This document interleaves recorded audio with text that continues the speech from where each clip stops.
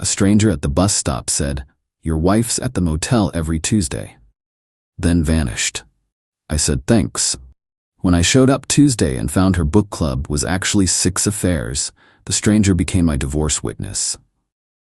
38 male, was waiting for the 7:15 bus to work last Monday morning when this woman walked up to me. Mid-50s maybe, professional looking, wearing one of those long wool coats. She stood there for like 30 seconds before saying, "Your wife's at the Riverside Motel every Tuesday afternoon, room 204. 2 to 5 p.m. Then she just walked away, got into a silver sedan and drove off. I stood there holding my coffee like an idiot. My wife Natalie, 36, has been going to her book club every Tuesday for the past year. Said it was at her friend Melissa's house. They were supposedly reading literary fiction and drinking wine. The rational part of my brain said ignore it. Some random woman at a bus stop? Could be anyone. Could be crazy. Could be mistaken identity. But something about how specific she was. Room 204. 2 to 5 p.m. Those aren't details you make up. So Tuesday rolled around. Natalie kissed me goodbye at lunch, said she'd made her famous spinach dip for book club.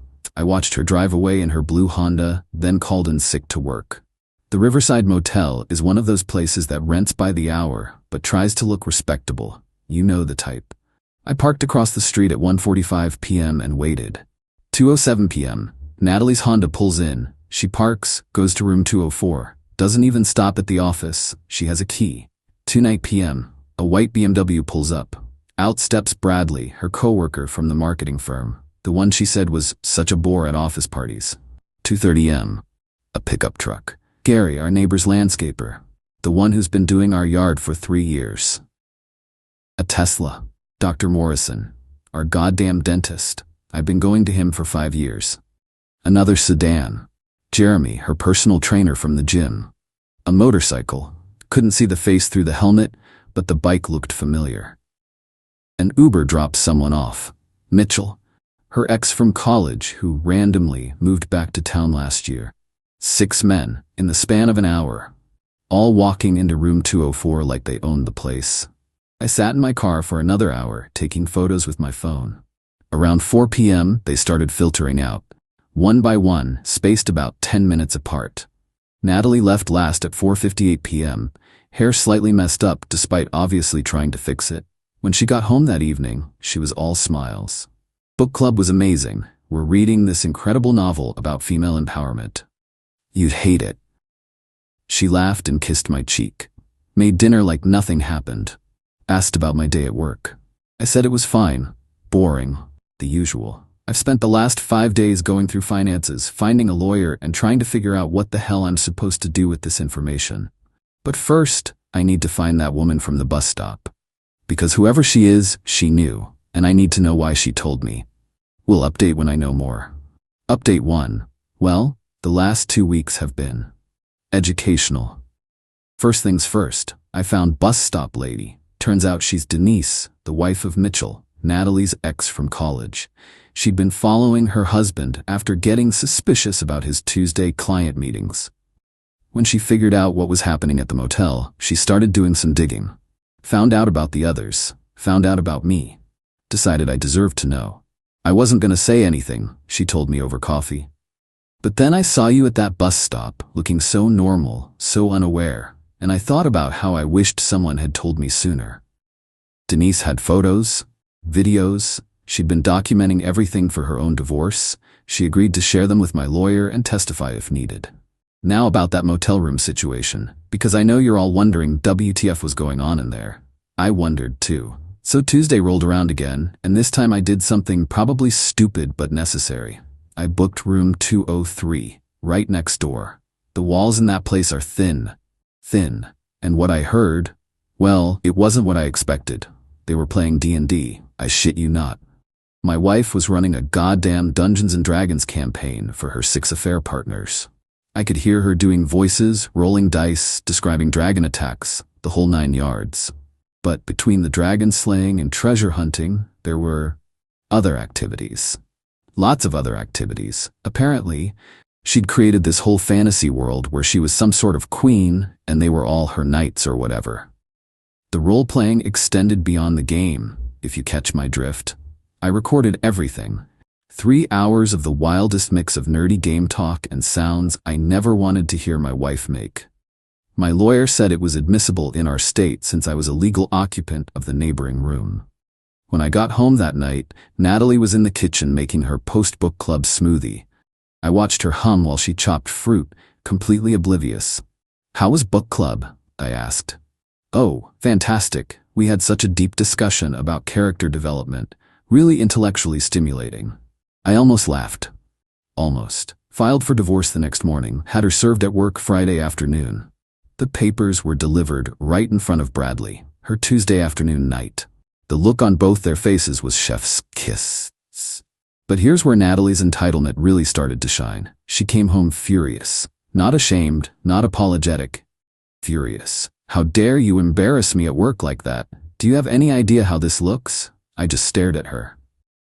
"How it looks? Natalie, you've been cheating on me with 6 different men. It's not cheating." She actually stamped her foot, like a toddler. "It's a creative outlet, a safe space for adult roleplay. You'd never understand because you have no imagination. You're having sex with 6 men every Tuesday. It's part of the narrative. God, you're so vanilla. This is why I needed this. You never want to try anything new. You've never once played a bard for me." I'm not making this up. She legitimately tried to argue that her Tuesday motel orgies were my fault because I wouldn't roleplay her weird fantasy scenarios. She then demanded I move out immediately because the DM needs her space to create. When I laughed and said no, she threatened to call the police and claim I was abusive. "I have recordings, Natalie. 3 hours of recordings." Her face went white.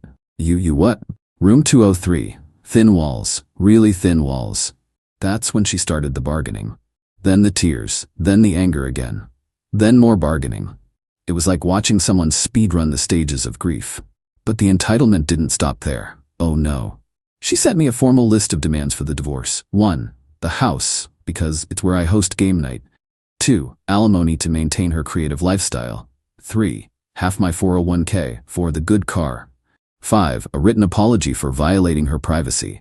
6. An NDA about her private creative group. 7. Shared custody of our dog. We don't have a dog.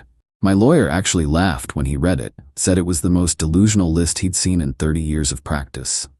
But wait, it gets worse. She started a social media campaign. Posted about how I was stifling her creativity and shaming her for having hobbies. Her mom called me screaming about how I was destroying her daughter's artistic expression. Then the other wives started finding out. Denise had been busy. Dr. Morrison's wife showed up at his practice and threw his diplomas out the window. Bradley's fiancée canceled their wedding. Gary's wife changed the locks and spray-painted cheater on his truck. Jeremy's boyfriend. Yeah, apparently Jeremy was exploring, dumped him via Instagram story. The motorcycle guy turned out to be Natalie's cousin, and his wife set his bike on fire. The whole thing became this massive chain reaction of divorces and breakups. The local motel actually had to put out a statement distancing themselves from the Tuesday Club, as people started calling it. But Natalie? Still convinced she did nothing wrong. Still insisting this was all about creative expression and found family and pushing boundaries in a safe space. She's currently staying with her mother, who's enabling the hell out of her. Sent me 12 emails yesterday about how I'm crushing her spirit and punishing her for being different. Different. That's one word for it. Court date is in 3 weeks. Denise and 3 other wives are all testifying. The motel manager is providing security footage. My lawyer says it's the most slam-dunk case he's ever seen. I'll update after court. This is far from over.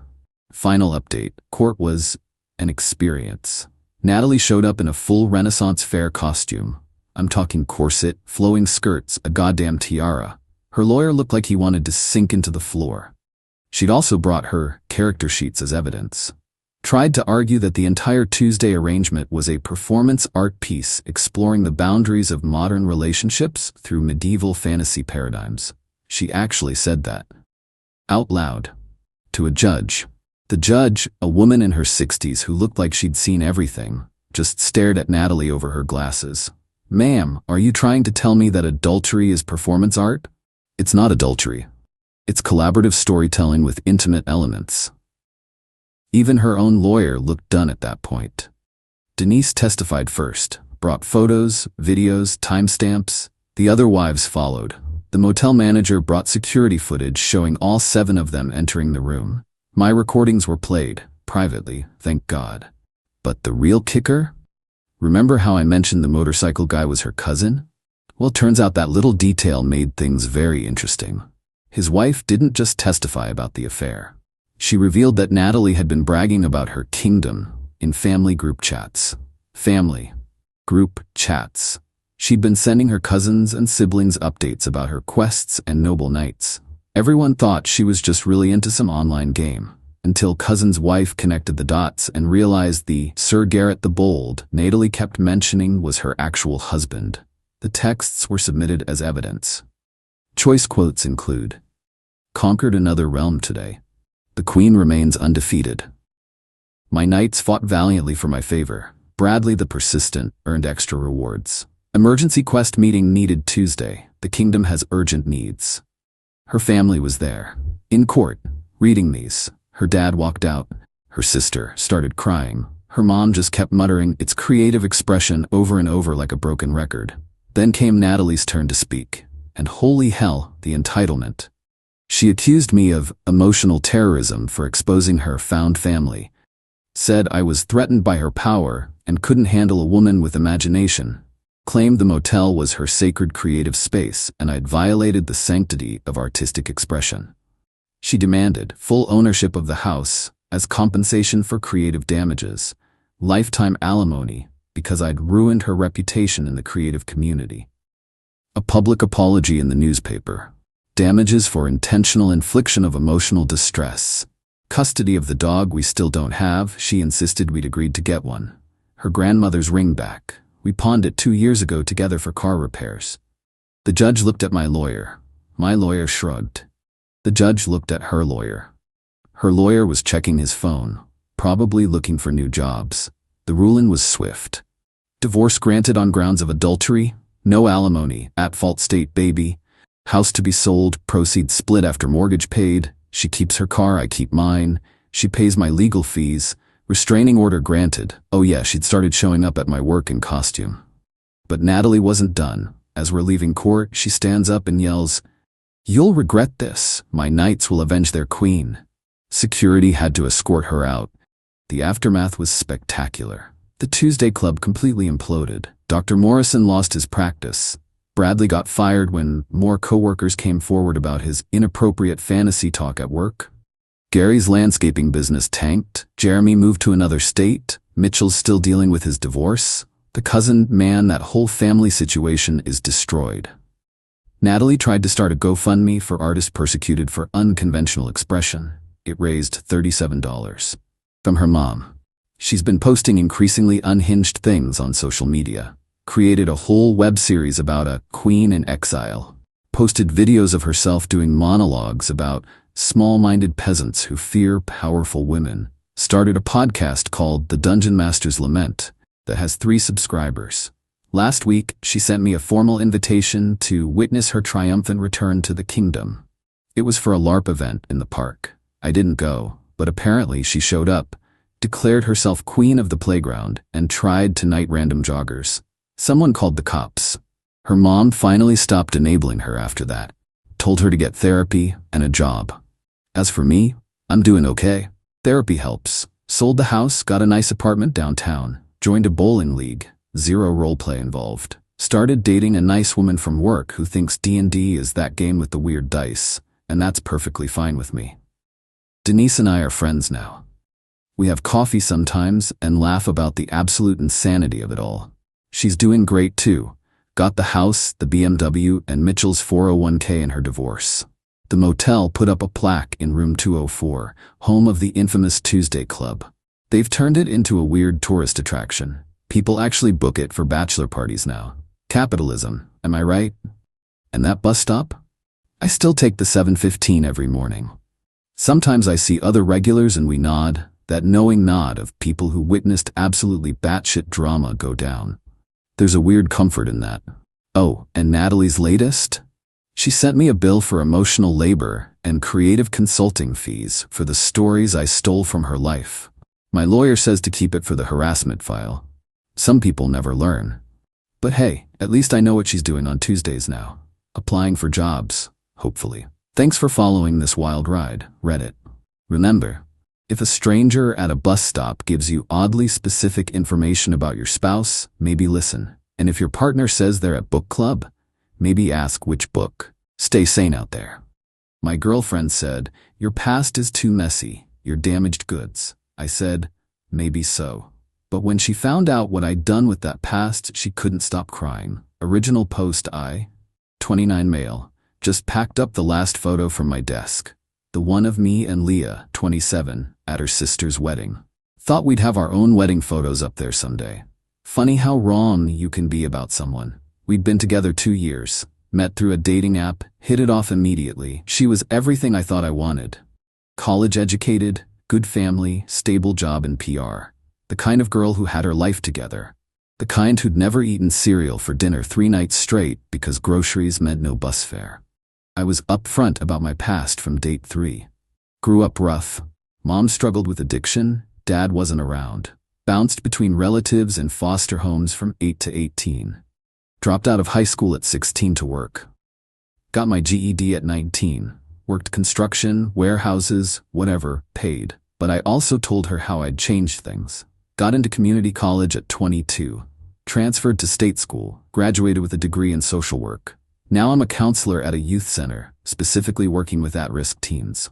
Not glamorous, but it matters to me. Leah said she admired my resilience, called me inspiring, said my past made me who I was. That narrative changed last week. We were at her company's cocktail party. Fancy rooftop thing. Her boss asked where I went to school. I mentioned community college, then state. He made some joke about taking the scenic route. I laughed it off. Leah didn't. In the Uber home, she was quiet. Then, that was embarrassing. What was? The community college thing. Everyone there went to real schools. State University isn't a real school? You know what I mean. Blake went to Cornell, Stephanie went to Duke. And you're talking about community college. The same community college that got me where I am. Where you are isn't that impressive, Noah, let's be honest. That stung. But it got worse. I've been thinking about us, about the future. Okay? What happens when we have kids? What do I tell them about their father's family, your mom's issues, the foster care thing? The truth that people face challenges and overcome them. Or that their dad comes from mess, dysfunction, that it's in their genes. I'm being practical. Your past is too messy, Noah. She paused. You're damaged goods. I can't build a future on a broken foundation. I sat there, processing. The woman I loved, who I'd opened up to about everything, just called me damaged goods. Maybe so. That's it? Maybe so. What do you want me to say? You've made up your mind. I want you to fight for us. Show me you can be more than your past. Me, I do that every day. You just haven't been paying attention. She rolled her eyes.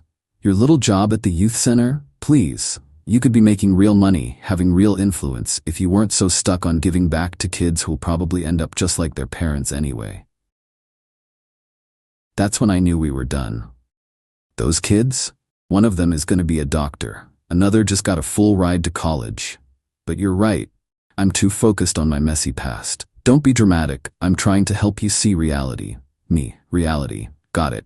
Moved out the next day. She texted once, "This is childish. Come back so we can talk like adults." Didn't respond. Had work to do. Update 1. 1 month later. Leah started the smear campaign immediately. Mutual friends got her version. I was stuck in the past, refused to grow, and chose work over our relationship. She painted herself as the patient girlfriend who tried to help me achieve more, but I was too damaged to accept help. Her friend Sophia called me. "Sophia, Leah says you left because she encouraged you to get a better job?" She called me damaged goods because I grew up in foster care. She what? No, she said you were sensitive about career stuff. Me? Ask her about the cocktail party. Ask what she said about my past being too messy. Oh my God, she did mention something about your background being an issue.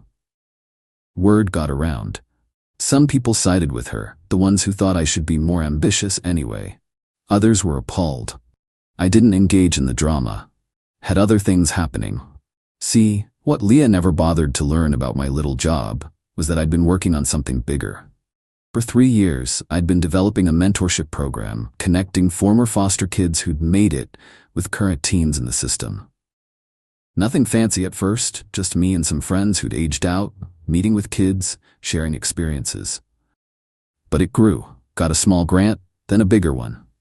Partnered with local businesses for internships, created a scholarship fund, built a network.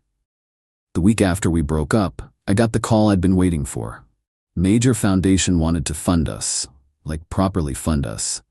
Transform us from a grassroots program to a full nonprofit. They'd been watching our work, tracking our outcomes, loved that it was peer-led by people who'd lived it. $2.8 million over 5 years. I sat in my car and cried. Not about Leah, about every kid who'd hear "You're Not Broken" from someone who knew exactly how they felt, didn't post about it, didn't announce it. Just got to work, but Leah found out. Of course she did. Update 2, 2 months later. Her first text came at midnight. Saw the news about your grant. Congratulations. Didn't respond. Next day, we should talk. I think I misunderstood your work. Still nothing. Then she escalated. Started showing up at the youth center. Just wanted to see what you do here. Security had to ask her to leave when she tried to follow me to a session with kids. Then came the LinkedIn connection request. The bio update hit different. Passionate about youth development and foster care advocacy. Girl who said these kids would end up like their parents was suddenly passionate about helping them. But the real entitlement showed at the foundation gala. Big fancy event to announce grant recipients. I had to attend. Give a speech about our program. Wore my only suit. Guess who showed up? Not just showed up, had a +1 ticket. Her new boyfriend, Marcus, hedge fund guy, the kind who went to a real school. She cornered me during cocktail hour. Leah, Noah, you look great. This is all so impressive. Me, thanks, excuse me. Wait, I wanted to apologize. I didn't understand your vision. My vision was the same when you called me damaged goods. Glancing at Marcus across the room. That was poorly phrased. I meant you had potential beyond your circumstances. Right. I could help, you know. PR is my thing. This program needs proper marketing. Me, we're good. Noah, be practical. You need someone who understands media, branding. I have connections. The same connections who went to real schools? Her smile tightened. Don't be petty. I'm trying to help. No, you're trying to attach yourself to something successful. There's a difference. Marcus appeared, wrapped an arm around her. Everything okay, babe? Just congratulating Noah on his little grant. Marcus, oh, you're the ex? Heard about your thing? Foster kids, right? Cute project. Cute project, I smiled. Yeah, real cute. Excuse me, I need to give my speech. Gave the speech. Talked about kids who'd been written off, called broken, damaged, how they just needed someone to see their potential, not their past. The room was silent. Standing ovation after. Leah was crying in the back. Marcus looked bored. Update 3. 6 months later, the program exploded. Good exploded. Media coverage, corporate sponsors, 3 new locations. I was working 80-hour weeks but loved every minute. Kids who'd never had anyone believe in them were getting internships, college prep, therapy. Real change. That's when Leah went nuclear. Started a blog. Dating Down, my journey with a damaged partner. Posted weekly about the challenges of dating someone with trauma. Used fake names, but anyone who knew us knew. Painted herself as a saint who tried to save someone too broken to accept help. My favorite post, when your partner chooses trauma over growth, about how I was addicted to dysfunction and recreating patterns. Girl took one psych class and thought she was Dr. Phil. The comments weren't what she expected. So you dated someone, knew their history, then called them damaged goods? This sounds like emotional abuse, not support. Maybe he chose growth over you. She doubled down, started a podcast, The Savior Complex, about people who try to fix broken partners. Got maybe 50 downloads per episode. Half were probably hate listens. But the real kicker came when Forbes did a 30 under 30 feature on social entrepreneurs. Yeah, I made the list. Full spread about the program, the grant, our 89% success rate getting kids into college or trades. Leah lost it. Posted a tearful video. My ex made Forbes 30 under 30 and I'm happy for him, but also hurt. claimed she was my unofficial advisor who helped shape the program, said I'd shut her out of my success because I couldn't handle a strong woman. The delusion was astronomical. Someone screenshotted her old texts calling foster kids probably hopeless and posted them in her comments. She deleted everything within hours. Then she tried one last play. Final update: got served papers at work. She was suing me for compensation for emotional labor and career guidance during our relationship. Wanted $50,000 for her consulting work on my program. Her evidence? Text messages where she'd said things like, maybe focus less on work and you could do better than social work. That was her career guidance. My lawyer actually laughed. She wants money for telling you to abandon the work that got you a multi-million-dollar grant. The best part? Discovery. See, Leah forgot about all her texts, the ones calling my past too messy, saying foster kids were lost causes, calling me damaged goods, all documented. My lawyer, countersue for defamation? The blog alone. Me, just make it go away. Judge took one look at her filing, one look at our text history, and dismissed it. Told her she was lucky I wasn't countersuing. Ordered her to pay my legal fees. Outside the courthouse, she broke down. Leah, I loved you. I just wanted better for you. You wanted better than me. There's a difference. You changed. The money, the recognition, you're different now. I'm exactly the same. Still that foster kid with the messy past, still working with damaged goods. Only difference is now you see value in it. She tried one more manipulation. Marcus left me. Said I was too focused on my ex. I have nothing now. You have what you always had, a degree from a real school, a good family, a stable life. That's more than most of my kids start with. Walked away. Haven't heard from her since. The program now has 12 locations across 3 states. We've helped 400 plus kids. Got a call last week from Terrell, one of our first mentees. He just graduated pre-med, wants to come back and volunteer. You saved my life, he said. Nah, I told him. You were never broken, just needed someone to see it. My past is messy. Been called damaged goods by people who should have known better. But that damage, it's my superpower. It lets me see kids like Terrell and say, I've been there, and look where I am now. Leah's still posting about self-growth and healing from toxic relationships. Still has that podcast no one listens to. Last I heard, she was dating some finance guy who went to Harvard. Good for her. Hope she tells him up front that his pedigree is what matters. Me? I'm dating a fellow counselor now. Sarah grew up middle class, stable family, went to private school. Know what she said when I told her about foster care? That must have been hard. Want to talk about it? No judgment, no damaged goods, just acceptance. Turns out the right person doesn't see your past as something to fix or hide. They see it as part of your story. The part that made you who you are. And if who you are is someone helping 400 kids see their own worth, that's not damage, that's gold. My girlfriend said, "You're too nice, I prefer bad boys," mocking my loyalty. I said, okay, then sent her texts to her bad boy's wife. She quickly learned how bad it could really get. I, 27 male, just ended things with my girlfriend Natalie, 25F, in the most satisfying way possible. We'd been together for 2 years, living together for the last 8 months. I thought things were solid. Paid half the rent on a nice apartment, split groceries, the whole domestic thing. Last Thursday, I came home early from work with food poisoning. Wasn't texting because I was focused on not puking in my car. When I walked in, Natalie was on the couch FaceTiming someone. She didn't hear me come in. He bought me flowers again yesterday. It's so predictable. Male voice from her phone. Sounds rough, baby. When I buy flowers, it's after I've done something wrong. Laughter. Right?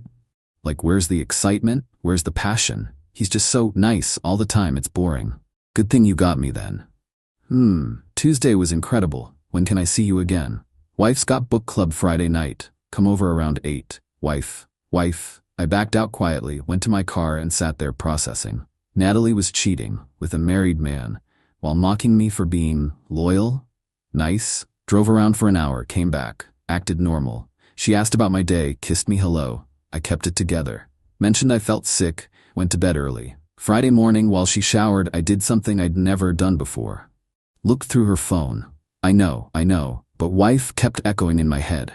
Found him immediately. Dexter Monroe, 32, married, 2 kids according to his socials, works at some investment firm, texts between them going back 3 months. Started professional, he was a client at the PR firm where she works. Then flirty. Then explicit. Some highlights. Him, my wife thinks I'm at the gym. Lat her, good thing I'm your workout. You make me feel alive again. That's what bad boys do, not like my boyfriend lol. Still can't believe you're with that square. Not for much longer, just need to figure out the apartment situation. The apartment I was paying half of. Cool. Scrolled more, found the smoking gun, a text from last week. Her babe, I'm late. Late for what? My period, stupid. Oh shh. What do we do? Relax. I'll handle it. Might be good leverage though. Leverage. She was going to baby trap this married man. I screenshot everything, emailed it all to myself, put her phone back, went to work like normal. She texted her usual, have a good day, babe. I replied with my usual, you too. Meanwhile, I was building my plan. First step, find the wife. Dexter's social media was mostly locked down, but guys like him always slip up. Found a tagged photo from his company Christmas party. Dexter and Valerie Monroe at the photo booth. Valerie Monroe. Click through to her profile. Interior designer, small business owner, mom of 2 boys, 6 and 4 years old. Her latest post was about date night with hubby from 2 weeks ago. While he was texting my girlfriend about her mouth, I sat on this all day. Part of me wanted to just confront Natalie, pack my stuff, leave. But then I remembered her laughing about how nice and predictable I was. How boring my loyalty was. Okay, let's be unpredictable. That night, Natalie got dressed up, going to Sabrina's for wine night. Have fun, babe. Kiss goodbye. Door closes. I waited exactly 10 minutes, then got to work. Created a throwaway email. Attached every screenshot. Wrote a simple message. Valerie, you don't know me, but I think you should see these. My girlfriend is having an affair with your husband. I just found out. The timestamps show when he said he was at the gym or working late. There's also discussion about a possible pregnancy and leverage. I'm sorry to be the one to tell you this way, but you deserve to know. A fellow betrayed partner. Sent. Then I started packing. By 11 p.m., I'd moved everything I cared about to my buddy Thomas's place. Left all the furniture. It was mostly hers anyway. Typed up a simple note. Natalie, I know about Dexter. His wife knows too. The apartment is yours. I've paid my half of this month's rent. My name comes off the lease Monday. P.S. Turns out being nice includes letting you figure out your own mess. Good luck with your bad boy. Your boring ex. Left it on the kitchen counter with my key. My phone started blowing up at 11:47 p.m. Update 1. Holy hell, the fallout was immediate and spectacular. Friday night, after I sent the email and left, apparently Valerie opened it during her book club. According to what I pieced together later, she excused herself, drove straight to her house, and found Dexter and Natalie in her bed. Her bed. I know this because Natalie called me 47 times between midnight and 3 a.m. I didn't answer. The voicemail started angry, progressed to panic, ended in sobbing. What did you do? His wife just showed up. This is insane. Pick up the phone right now. She's calling the police. I'm at the police station. I need you to answer. Please, please call me back. I have nowhere to go. Saturday morning, I woke up at Thomas's to texts from numbers I didn't recognize. Unknown 1. This is Dexter. We need to talk man to man.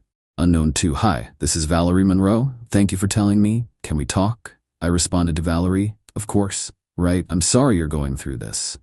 She called immediately. Calm voice, but you could hear the steel underneath. I wanted to thank you personally. I've suspected for months, but he always made me feel crazy for doubting him. I'm sorry. Finding out like this must be awful. Finding them in my bed was awful. Finding out my husband got his 25-year-old mistress pregnant? That's beyond awful. She's pregnant? Oh yes. She made sure to tell me, right before I had her escorted out by the police. Jesus. Can I ask, how long have you known? Found out Thursday, sent you the screenshots Friday night. You didn't waste time. She thought I was too nice, figured I'd do the nice thing and tell the truth. She actually laughed. Well, your ex is about to find out how not nice the world can be. I've already frozen our accounts and called my lawyer. Dexter makes $300K a year and signed a prenup. Infidelity clause. He's done. Meanwhile, Natalie's attempts to contact me escalated. Since I wasn't answering, she went through mutual friends. Saturday afternoon, my phone rang. Jake, a mutual friend. Dude, what happened? Natalie's at my place freaking out. She cheated. I left. Pretty simple. She said you got her arrested? No, she got herself arrested. I just told the truth. Bro, she's saying she's pregnant. Not my problem. It's Dexter's kid. Who's Dexter? The married man she's been screwing. Silence. Then, oh shit, she didn't mention that part. Shocking. She needs to get her stuff from the apartment. Door's unlocked. I left my key. She can get whatever. You're not gonna be there? Nope, got everything I need. Cold, man. Thought I was too nice? He hung up. Saturday harassment began. Since I wouldn't answer Natalie, she tried everything.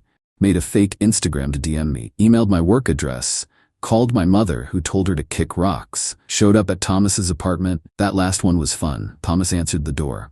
Is he here? I know he's here. He's not here, Thomas lied smoothly.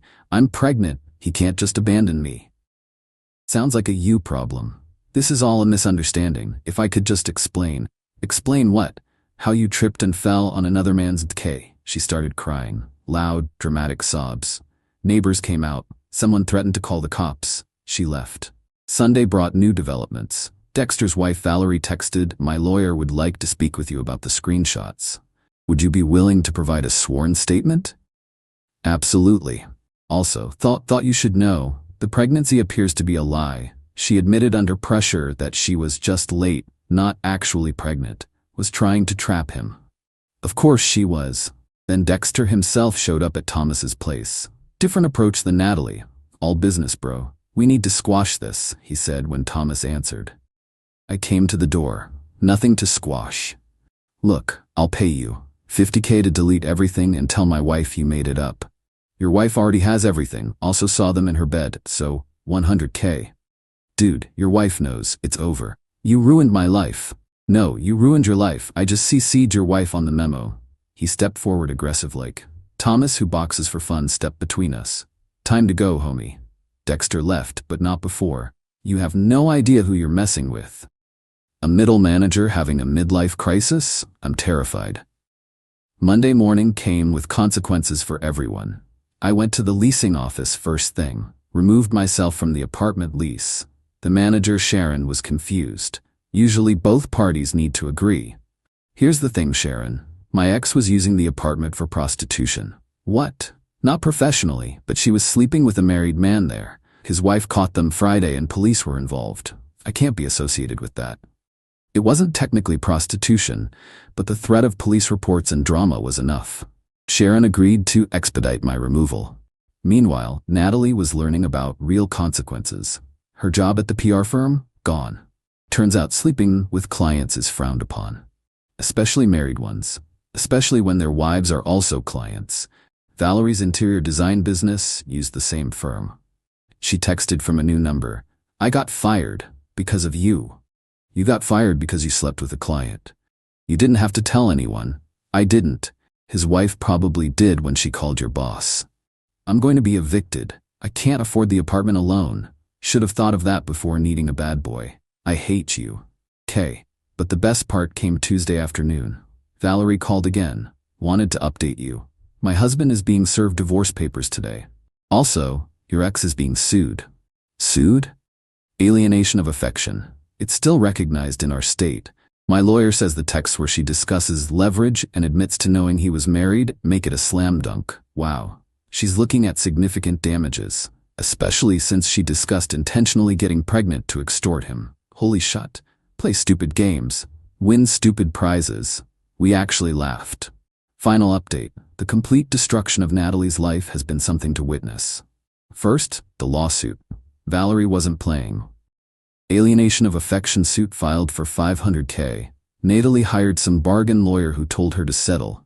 She doesn't have $500K. She doesn't have $5. Her parents got involved. Called me begging to make this go away. Her dad actually said, "You destroyed our daughter's future," over hurt feelings. She destroyed her own future. I just told the truth. What kind of man does this? The kind who's tired of being called too nice.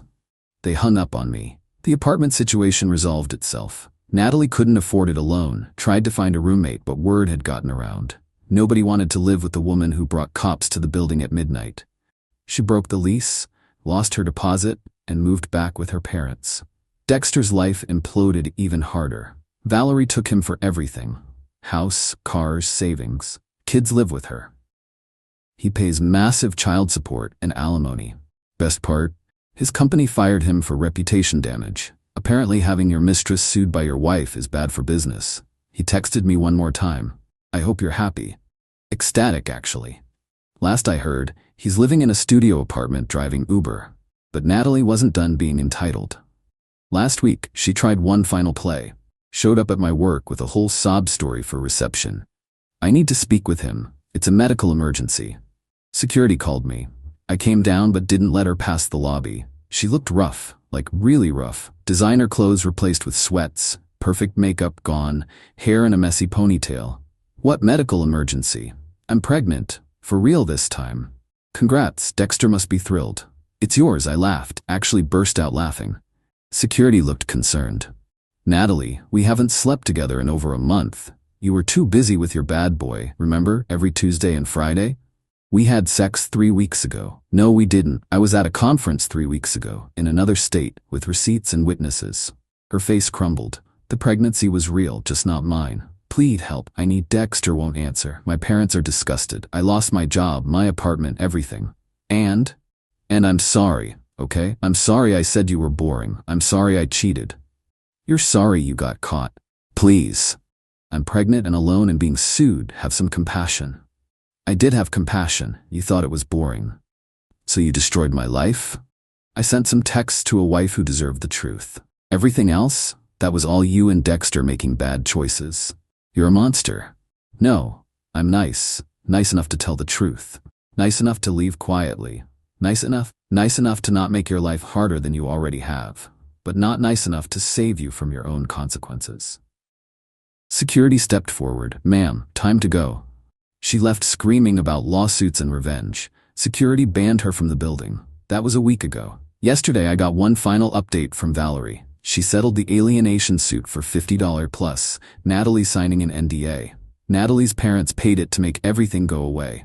Valerie's donating it to a women's shelter. Poetic justice, she said. As for me, I'm good. Better than good. Started seeing someone new. A teacher named Grace, who thinks bringing flowers is sweet, not boring. She actually appreciates nice. Natalie wanted a bad boy. She got one. A married one who ruined her life and left her pregnant and sued.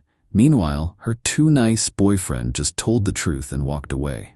Guess being nice isn't so boring after all. It's just smart enough to know when to stop. The last text I got from her was, I hope you're happy ruining lives. I didn't respond. But yeah, Natalie, I'm pretty happy. Turns out watching karma deliver consequences to people who mock loyalty is actually quite satisfying. Enjoy your bad boy consequences. I'll be over here being predictably happy without you. My girlfriend said she was going to a women's retreat, but her best friend slipped up and sent me a picture of her in a hotel room with her boss. When she got back, her job was gone, and so was her apartment. I'm 32 male. Not one to air personal matters online, but the sheer audacity here needs an outlet. Maybe someone learns from my situation. My girlfriend, Maya, 29, and I were together 3 years, lived together for 2. Things seemed good. We talked future, the whole deal. Last month she tells me about an exclusive women's empowerment retreat through her company, Innovate Solutions. All expenses paid, a career booster. Team building, networking, seminars. Sounded legit if a bit fancy for her mid-level marketing role. I was supportive. Told her to go, enjoy. It was Thursday to Sunday. She packed her Lululemon's business casual and her Kobo, kissed me goodbye Thursday, all smiles. I was genuinely happy for her. Friday night, I'm watching TV and get an Insta message from her best friend Qley, 28F. Just a picture, no text. It's Maya. In a hotel room, yes, but in a silky robe I've never seen, laughing, clinking champagne with her boss, Marcus Thorne, 40, married, 3 kids. The room looked like the penthouse at the Grand Elysian downtown, known more for trysts than corporate events. Oysters on a room service tray, real subtle. Qley, bless her, clearly meant to send it elsewhere. Deleted it in seconds, followed by a frantic, OMG, wrong person, so sorry, ignore. Too late, I'd seen it, screenshot it, my blood didn't boil, it went ice cold. I didn't reply to Qley, didn't call Maya, just sat there looking at that picture. The betrayal was profound. Not just the cheating, but the elaborate lie. My mind started working, methodically. First the apartment, it's mine, owned it before Maya. She contributes to utilities, groceries, but the lease, mortgage, all solely in my name. Legally, she's a month-to-month tenant, no formal agreement. More like a guest who contributes. Second, the job. Marcus Thorne, head of marketing. His wife Amelia is lovely. We've met her at company parties. Amelia is also a major shareholder, inherited from her father.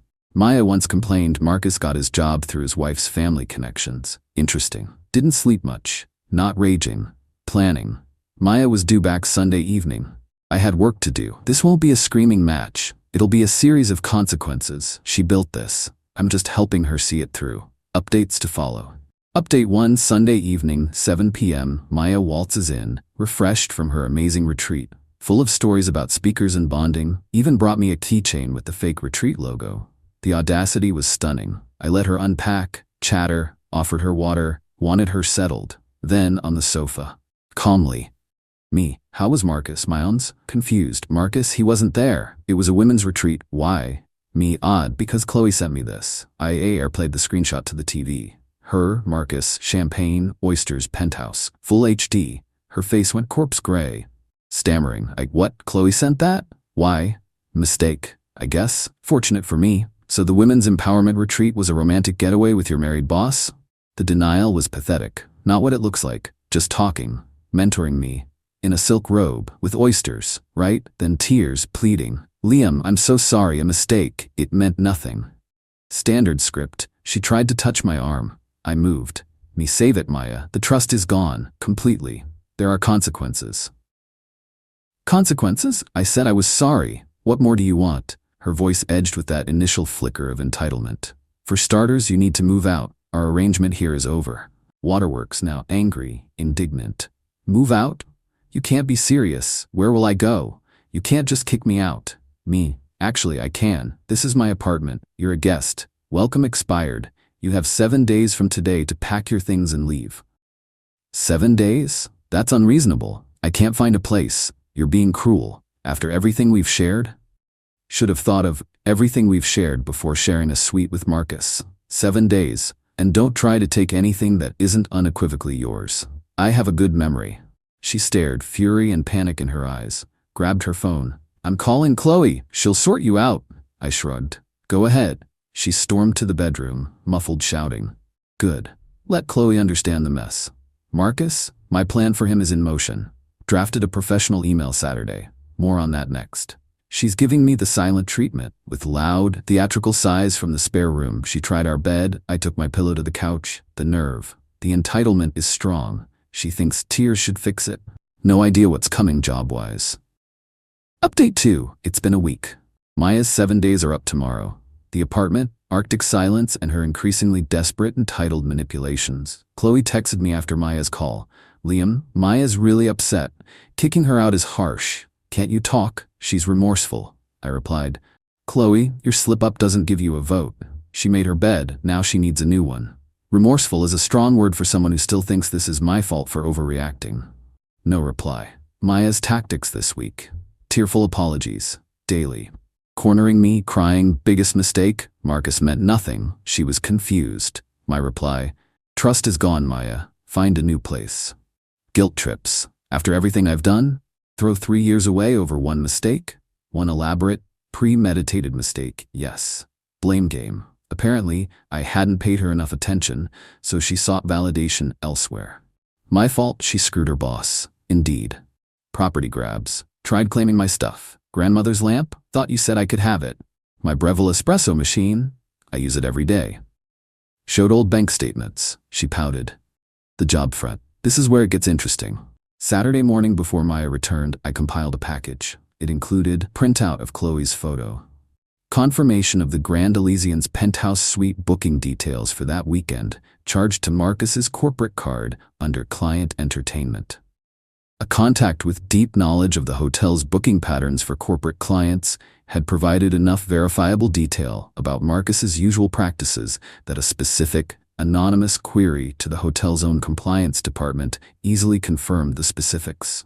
This confirmation was then passed to me through a discreet channel once internally verified by the hotel. An anonymous letter explaining Marcus Thorne used company funds for extramarital affairs with subordinates, naming Maya under the guise of a women's empowerment retreat, which only she attended from his team, while he was also conveniently off-grid. Suggested an audit of his expense reports. I sent this package via registered mail, carefully, from a distant post office to Amelia Thorne, his wife, the major shareholder. A similar, more corporate version went to Innovate Solutions CEO and head of HR, also anonymously. I figured Amelia's personal involvement would accelerate any corporate investigation. Fallout started Wednesday. Maya came home early, white-faced. "They know," she whispered, terrified. HR called me into a meeting, asked about Marcus, a trip. They suspended me pending an investigation. I just looked at her. Actions, Maya, consequences. Terror morphed into rage at me. "You did this. This is your fault. You ruined my career." Me, "No, Maya, you ruined your career with lies and cheating. Marcus ruined his expensing your tryst. I just provided the truth for others to act upon." She demanded I fix it. Call them. Say it was a misunderstanding. As if. Her entitlement is bottomless. Then Marcus called her. Speakerphone, probably for my benefit. His voice strained, furious. "Marcus, what on earth did you tell them, Maya? My wife is going ballistic. HR is on me. Did you leak something?" "No, Marcus. I swear, it must have been Liam. He found out. He's destroying us." "Marcus, Liam? Your boyfriend? How could he know enough to wait, that picture your friend sent?" Before she answered, I said loud enough, "Yes, Marcus, I did. And using the company Amex for your affair? Bold. Especially with your wife holding the company purse strings." He hung up. Maya stared aghast. You told his wife? Me? She deserved to know who she's married to, and how her company's money was spent, don't you think? Tomorrow is moving day. She's barely packed. Asked for a few more weeks. No. Deadline is firm. She called her parents, crying. Expect them tomorrow to reason with me. Let them. My patience is thin. My resolve isn't. This isn't about simple revenge. It's about cleansing. Their choices, their fallout. Update 3 moving day, which was last Sunday, was a spectacle. The entitlement was off the charts. Maya did nothing to pack until the last minute. Saturday morning she was in bed scrolling her phone. Me, Maya, movers or friends? When are they expected? No lookup. Couldn't find anyone. Movers are expensive. Figured you'd give me more time. Can we talk like adults? The nerve. No, Maya. Your 7 days were up. Your things need to be out by 5 p.m. today. Otherwise they're in storage at your expense or on the curb. Your choice. That got her moving. Sort of. Moped. Sighed. Accidentally packed my books in Sony WH-1000X and XM4s. Calmly retrieved them. Mine, Maya. 2 eye roll, muttered, so petty. Petty for wanting my own stuff from the woman who wrecked our life? Okay. Noon. Her parents showed up. Mr. and Mrs. Henderson. Mrs. Henderson immediately. Liam, shocked at your callousness, throwing our Maya out after one little mistake? Mr. Henderson's son, she's a good girl. Forgive, this is damaging. Mr. and Mrs. Henderson, your daughter wasn't thrown out. Asked to leave after significant betrayal. Lying for weeks, affair with her married boss. Not a little mistake. Deliberate choices. Mrs. Henderson, where is she supposed to go? Apartments are hard. Her job, we heard she was suspended. You need to help her, Liam. You have a good job, stable place. She needs you to fix this. Least you can do after breaking her heart. I almost laughed. I broke her heart? I fix her job she created with her boss? Are you hearing yourselves? The entitlement source. Apple, tree. Maya burst into tears. Mommy, Daddy, he's horrible. Told Marcus's wife. Ruining all our lives. Mr. Henderson looked genuinely shocked. You contacted Mr. Thorne's wife? Son, that's overstepping. Me, was it overstepping for Marcus to use company money, partly his wife's, for an affair with your daughter in a penthouse? I provided information. Their actions. They weren't expecting calm logic, wanted emotion and argument. I stayed polite, firm. They realized I wouldn't budge. Helped Maya pack, grumbling about my lack of compassion. Most of her stuff in their minivan by 4:30 p.m. Lots of talk about her sacrifices for our relationship. I nodded, checked my watch. Maya, walking out, last box. You'll regret this, Liam. Miserable and alone, and I hope Marcus sues you for defamation. Me. Defamation needs false statements, Maya. Good luck. And I'm already less miserable. She actually snarled and slammed the door. Good riddance. The Innovate Solutions fallout took a few more days to finalize after her suspension, but it was decisive. This past Wednesday, I got an interesting email to my anonymous tip Hotmail from a throwaway Proton Mail address, presumably from someone in HR or legal there. Subject: information acknowledged. Actions concluded. The body was brief. Thank you for the information provided regarding Marcus Thorne and Maya Henderson. A thorough internal review was conducted. The initial findings concerning the Grand Elysian incident quickly uncovered a broader pattern of financial misconduct and serious ethical breaches related to Mr. Thorne's expenses and conduct. Consequently, Mr. Thorne's employment has been terminated, effective immediately, due to gross misconduct. Miss Henderson's employment has also been terminated, effective immediately, due to serious breaches of company policy and ethical conduct. Innovate Solutions is committed to a professional workplace. So she's jobless. He's jobless. Amelia Thorne, the grapevine says, filed for divorce the moment she had irrefutable proof and is ensuring Marcus faces the full financial and legal consequences of his deceit, both personal and professional. His client entertainment expenses were apparently a catalog of abuses. Maya was just the one caught so spectacularly. Qley texted last night, heard the news. Wow, I replied, indeed. Do I feel bad? A tiny part for the person I thought Maya was, but it's overshadowed by relief. Quiet satisfaction that actions have consequences. Their choices, their results. She's at her parents'. Marcus, don't know, don't care. Apartment feels lighter, changed locks. Tonight, pizza. No pineapple, unlike Maya's preference. Craft beer, silence. Not a happy ending, but a just one. For now, that's enough. Maybe a final update in a few weeks. For now, chapter closed. Final update. Hey everyone. About a month since D-Day, departure day. A few DMs asked for a wrap-up. Immediate aftermath was quiet my end. Deep cleaned the apartment, rearranged furniture, made it mine again. Amazing how much mental clutter someone else's lies take up. Donating Maya's old stuff, trinkets, forgotten clothes, that awful live, laugh, love sign, was cathartic. One awkward encounter. Ran into Qley at Starbucks. She looked uncomfortable, stammered an apology, said Maya isn't talking to her, blaming Qley for the initial photo leak. Maya's version to friends: I'm a controlling person who manufactured it all. Of course, some are allergic to accountability. I just nodded, said, water under the bridge, got my coffee. She learned about blind loyalty, I think. News on Maya. Per a mutual acquaintance, now more my acquaintance, still at her parents'. Job hunting isn't going well. Tech marketing isn't huge. Word of why she really left Innovate Solutions circulated. Not from me. I've been quiet outside these posts. But things get out, especially with a department head like Marcus flaming out so publicly. She's bitter, complaining life is unfair, I ruined her prospects. Entitlement, a chronic condition. No remorse, just anger at being caught. News on Marcus, career in tatters. Amelia, by all accounts, is proceeding with the divorce and ensuring he understands the full weight of his actions. Trying to rebrand as a consultant, no takers. Good. Damage to company culture and his family was significant. Heard he sold his Porsche Cayenne. Quite a change for him. As for me, doing good. Surprisingly. Brief period of feeling adrift, phantom limb of a relationship. But it passed. The betrayal, so blatant, so insulting, cauterized the wound, made moving on easier. My calm, methodical approach wasn't suppressing emotion, it was channeling it into productive action. I didn't want to break things, I wanted to dismantle lies, restore order. Justice for me was a precise rebalancing of scales. A small vulnerability. Sometimes I miss the idea of what we had. Easy companionship, shared history. Then I remember the oysters, lies, disrespect. Feeling fades fast, like waking from an unsettling dream. Not dating, taking time for myself. Gym, work, going well, reconnecting with friends. Peace in my apartment is golden. No drama, no eggshells, no wondering if the person next to me is honest. So that's it. No dramatic reunion, no tearful game-changing apologies. Just messy, realistic fallout of bad decisions. Antagonists didn't have a change of heart. They got what they deserved, a direct result of their own actions. Honestly, more satisfying than any Hollywood ending. Thanks for letting me vent, Reddit. It helped. If you're going through something similar, stay calm, think strategically, remember your worth. Don't let anyone make their bad choices your burden. Peace out.